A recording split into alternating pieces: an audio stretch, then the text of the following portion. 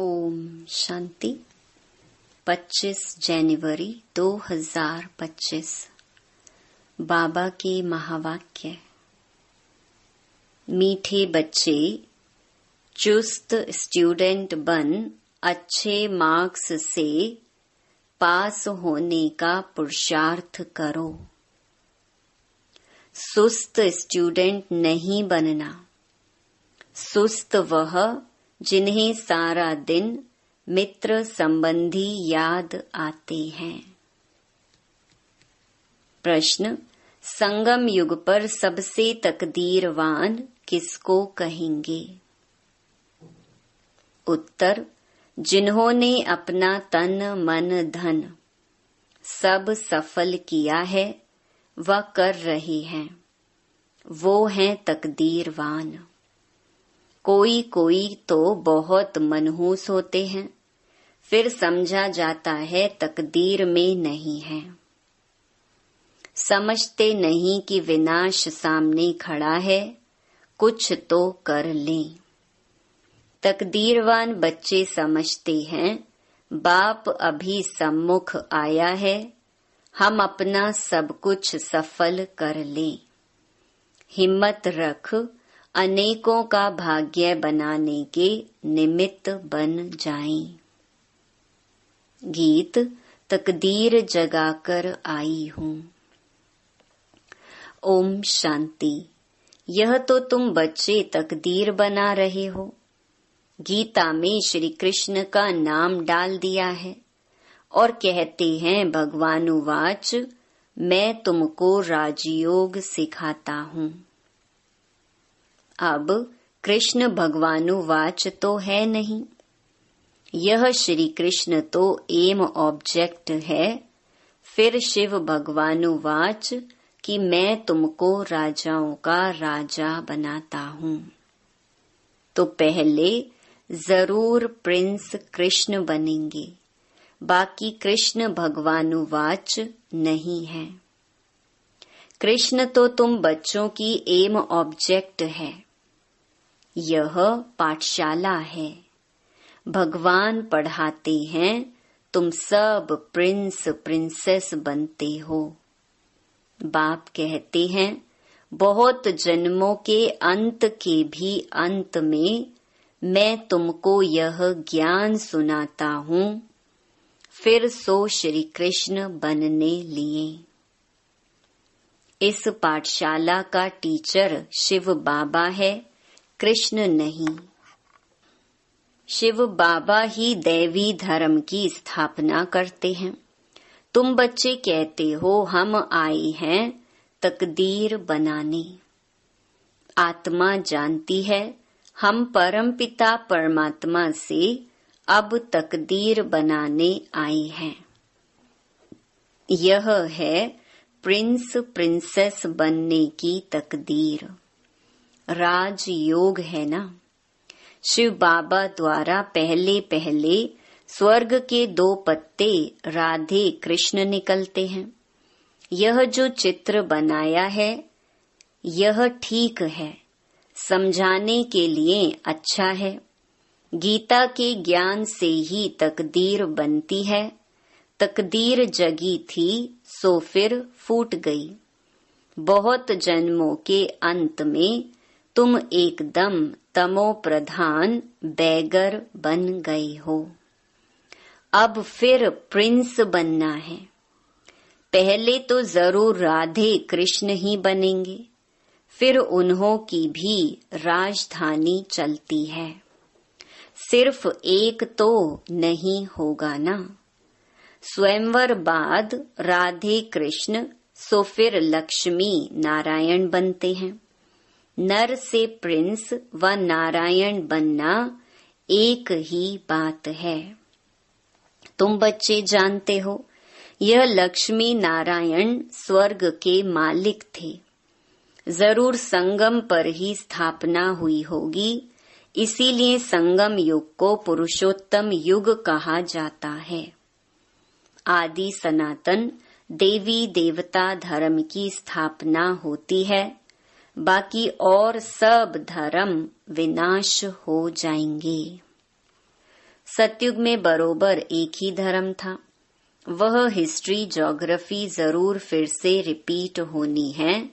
फिर से स्वर्ग की स्थापना होगी, जिसमें लक्ष्मी नारायण का राज्य था, परिस्तान था। अभी तो कब्रिस्तान है। सब काम चिता पर बैठ भस्म हो जाएंगे। सतयुग में तुम महल आदि बनाएंगे। ऐसे नहीं कि नीचे से कोई सोने की द्वारिका व लंका निकल आएगी। द्वारिका हो सकती है, लंका तो नहीं होगी। गोल्डन एज कहा जाता है राम राज्य को। सच्चा सोना जो था वो सब लूट गया। तुम समझाते हो भारत कितना धनवान था। अभी तो कंगाल है। कंगाल अक्षर लिखना कोई बुरी बात नहीं है। तुम समझा सकते हो सतयुग में एक ही धर्म था, वहां और कोई धर्म हो नहीं सकता। कई कहते हैं यह कैसे हो सकता, क्या सिर्फ देवताएं ही होंगे? अनेक मतांतर हैं, एक न मिले दूसरे से। कितना वंडर है। कितने एक्टर्स हैं। अभी स्वर्ग की स्थापना हो रही है। हम स्वर्गवासी बनते हैं, यह याद रहे तो सदा हर्षित मुख रहेंगे। तुम बच्चों को बहुत खुशी रहनी चाहिए। तुम्हारी एम ऑब्जेक्ट तो ऊंच है ना। हम मनुष्य से देवता स्वर्गवासी बनते हैं। यह भी तुम ब्राह्मण ही जानते हो कि स्वर्ग की स्थापना हो रही है। यह भी सदैव याद रहना चाहिए, परंतु माया घड़ी घड़ी भुला देती है। तकदीर में नहीं है तो सुधरते नहीं। झूठ बोलने की आदत आधा कल्प से पड़ी हुई है, वह निकलती नहीं। झूठ को भी खजाना समझ रखते हैं। छोड़ते ही नहीं तो समझा जाता है इनकी तकदीर ऐसी है। बाप को याद नहीं करते। याद भी तब रहे जब पूरा ममत्व निकल जाए। सारी दुनिया से वैराग्य। मित्र संबंधियों आदि को देखते हुए जैसे कि देखते ही नहीं। जानते हैं यह सब नरकवासी कब्रिस्तानी हैं। ये सब खत्म हो जाने हैं। अब हमको वापस घर जाना है, इसीलिए सुख धाम शांति धाम को ही याद करते हैं। हम कल स्वर्गवासी थे, राज्य करते थे, वह गंवा दिया है, फिर हम राज्य लेते हैं। बच्चे समझते हैं भक्ति मार्ग में कितना माथा टेकना, पैसे बर्बाद करना होता है। चिल्लाते ही रहते, मिलता कुछ भी नहीं। आत्मा पुकारती है बाबा आओ, सुख धाम ले चलो। सो भी जब अंत में बहुत दुख होता है तब याद करते हैं। तुम देखते हो अभी यह पुरानी दुनिया खत्म होनी है। अभी हमारा यह अंतिम जन्म है। इसमें हमको सारी नॉलेज मिली है। नॉलेज पूरी धारण करनी है। अर्थक्वेक आदि अचानक होती है ना। हिंदुस्तान पाकिस्तान के पार्टीशन में कितने मरे होंगे। तुम बच्चों को शुरू से लेकर अंत तक सब मालूम पड़ा है। बाकी जो रहा हुआ होगा वह भी मालूम पड़ता जाएगा। सिर्फ एक सोमनाथ का मंदिर सोने का नहीं होगा, और भी बहुतों के महल मंदिर आदि होंगे सोने के। फिर क्या होता है, कहाँ गुम हो जाते हैं? क्या अर्थक्वेक में ऐसे अंदर चले जाते हैं जो निकलते ही नहीं, अंदर सड़ जाते हैं? क्या होता है? आगे चल तुमको पता पड़ जाएगा। कहते हैं सोने की द्वारिका चली गई। अभी तुम कहेंगे ड्रामा में वह नीचे चली गई, फिर चक्कर फिरेगा तो ऊपर आएगी। सो भी फिर से बनानी होगी। यह चक्र बुद्धि में सिमरण करते बड़ी खुशी रहनी चाहिए। यह चित्र तो पॉकेट में रख देना चाहिए। यह बैज बहुत सर्विस लायक है, परंतु इतनी सर्विस कोई करते नहीं है। तुम बच्चे ट्रेन में भी बहुत सर्विस कर सकते हो, परंतु कोई भी कभी समाचार लिखते नहीं है कि ट्रेन में क्या सर्विस की। 3rd क्लास में भी सर्विस हो सकती है। जिन्होंने कल्प पहले समझा है, जो मनुष्य से देवता बने हैं वही समझेंगे। मनुष्य से देवता गाया जाता है, ऐसे नहीं कहेंगे कि मनुष्य से क्रिश्चियन व मनुष्य से सिख। नहीं, मनुष्य से देवता बने अर्थात आदि सनातन देवी देवता धर्म की स्थापना हुई। बाकी सब अपने अपने धर्म में चले गए। झाड़ में दिखाया जाता है फलाने फलाने धर्म, फिर कब स्थापन होंगे। देवताएं हिंदू बन गए, हिंदू से फिर और धर्म में कन्वर्ट हो गए। वह भी बहुत निकलेंगे जो अपने श्रेष्ठ धर्म कर्म को छोड़ दूसरे धर्मों में जाकर पड़ी हैं। वह निकल आएंगे, पीछे थोड़ा समझेंगे, प्रजा में आ जाएंगे। देवी देवता धर्म में सब थोड़े ही आएंगे, सब अपने अपने सेक्शन में चले जाएंगे। तुम्हारी बुद्धि में ये सब बातें हैं, दुनिया में क्या क्या करते रहते हैं। अनाज के लिए कितना प्रबंध रखते हैं, बड़ी बड़ी मशीनें लगाते हैं, होता कुछ भी नहीं है। सृष्टि को तमो प्रधान बनना ही है, सीढ़ी नीचे उतरनी ही है। ड्रामा में जो नोंद है वह होता रहता है। फिर नई दुनिया की स्थापना होनी ही है। साइंस जो अभी सीख रहे हैं, थोड़े वर्ष में बहुत होशियार हो जाएंगे, जिससे फिर वहाँ बहुत अच्छी अच्छी चीजें बनेंगी। यह साइंस वहाँ सुख देने वाली होगी। यहाँ सुख तो थोड़ा है, दुख बहुत है। इस साइंस को निकले कितने वर्ष हुए हैं। आगे तो यह बिजली गैस आदि कुछ नहीं था, अभी तो देखो क्या हो गया है। वहाँ तो फिर सीखे सिखाए चलेंगे, जल्दी जल्दी काम होता जाएगा। यहाँ भी देखो मकान कैसे बनते हैं, सब कुछ रेडी रहता है। कितनी मंजिल बनाते हैं, वहाँ ऐसे नहीं होगा। वहाँ तो सबको अपनी अपनी खेती होती है, टैक्स आदि कुछ नहीं पड़ेगा। वहाँ तो अथाह धन होता है, जमीन भी ढेर होती है। नदियाँ तो सब होंगी, बाकी नाले नहीं होंगे जो बाद में खोदे जाते हैं। बच्चों को अंदर में कितनी खुशी रहनी चाहिए। हमको डबल इंजन मिली हुई है। पहाड़ी पर ट्रेन को डबल इंजन मिलती है। तुम बच्चे भी उंगली देते हो ना। तुम हो कितने थोड़े, तुम्हारी महिमा भी गाई हुई है। तुम जानते हो हम खुदाई खिदमतगार हैं, श्रीमत पर खिदमत सेवा कर रहे हैं। बाबा भी खिदमत करने आए हैं। एक धर्म की स्थापना अनेक धर्मों का विनाश करा देते हैं। थोड़ा आगे चलकर देखेंगे, बहुत हंगामे होंगे। अभी भी डर रहे हैं, कहाँ लड़कर बॉम्ब्स ना चला दें। चिंगारी तो बहुत लगती रहती हैं, घड़ी घड़ी आपस में लड़ते रहते हैं। बच्चे जानते हैं पुरानी दुनिया खत्म होनी ही है, फिर हम अपने घर चले जाएंगे। अभी 84 का चक्कर पूरा हुआ है, सब इकट्ठे चले जाएंगे। तुम्हारे में भी थोड़े हैं जिनको घड़ी घड़ी याद रहती है। ड्रामा अनुसार चुस्त और सुस्त दोनों ही प्रकार के स्टूडेंट हैं। चुस्त स्टूडेंट अच्छी मार्क्स से पास हो जाते हैं।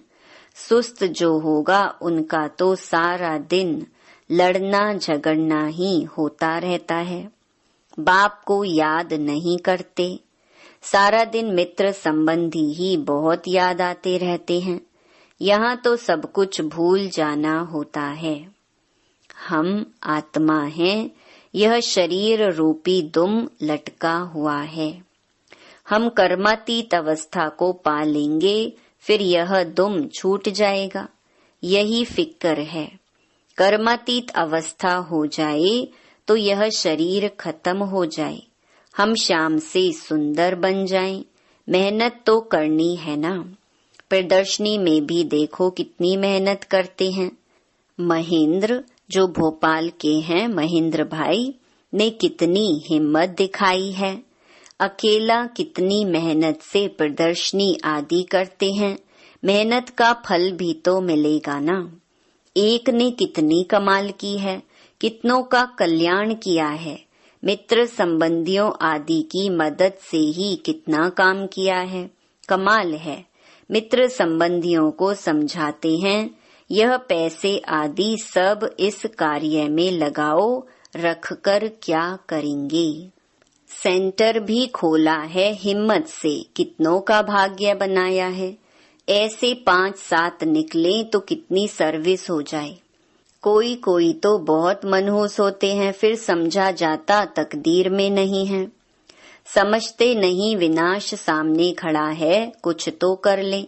अभी मनुष्य जो दान करेंगे, ईश्वर अर्थ कुछ भी मिलेगा नहीं।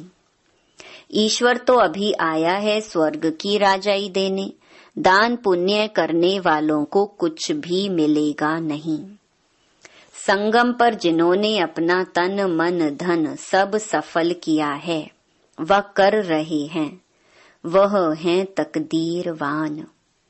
परंतु तकदीर में नहीं है तो समझते ही नहीं। तुम जानते हो वह भी ब्राह्मण है, हम भी ब्राह्मण हैं। हम हैं प्रजापिता ब्रह्मा कुमार कुमारियां। इतने ढेर ब्राह्मण, वह हैं कुख वंशावली। तुम हो मुख वंशावली। शिव जयंती संगम पर होती है। अब स्वर्ग बनाने लिए बाप मंत्र देते हैं, मन मना भव। मुझे याद करो तो तुम पवित्र बन पवित्र दुनिया का मालिक बन जाएंगे। ऐसे युक्ति से पर्चे छपाने चाहिए। दुनिया में मरते तो बहुत है ना। जहाँ भी कोई मरे तो वहाँ पर्चे बांटने चाहिए। बाप जब आते हैं तब ही पुरानी दुनिया का विनाश होता है और उसके बाद स्वर्ग के द्वार खुलते हैं। अगर कोई सुखधाम चलना चाहे तो यह मंत्र है, मन मना भव। ऐसा रसीला छपा हुआ पर्चा सबके पास हो। शमशान में भी बांट सकते हैं। बच्चों को सर्विस का शौक चाहिए। सर्विस की युक्तियां तो बहुत बतलाते हैं। यह तो अच्छी रीति लिख देना चाहिए। एम ऑब्जेक्ट तो लिखा हुआ है। समझाने की बड़ी अच्छी युक्ति चाहिए। अच्छा, मीठे मीठे सिकिलधे बच्चों प्रति मात पिता बाप दादा का याद प्यार और गुड मॉर्निंग। रूहानी बाप की रूहानी बच्चों को नमस्ते। धारणा के लिए मुख्य सार। पहला, कर्मातीत अवस्था को प्राप्त करने के लिए इस शरीर रूपी दुम को भूल जाना है।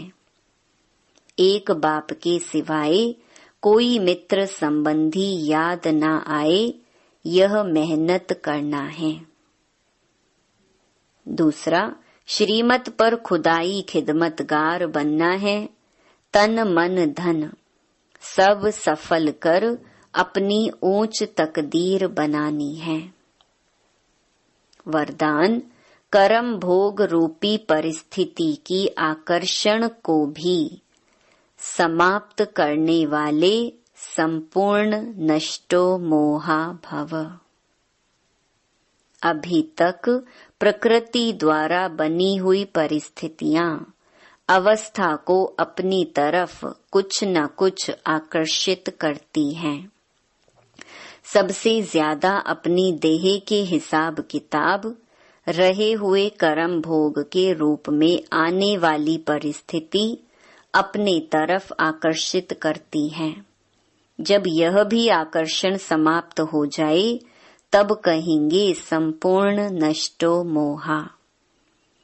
कोई भी देह की व देह के दुनिया की परिस्थिति स्थिति को हिला नहीं सके, यही संपूर्ण स्टेज है।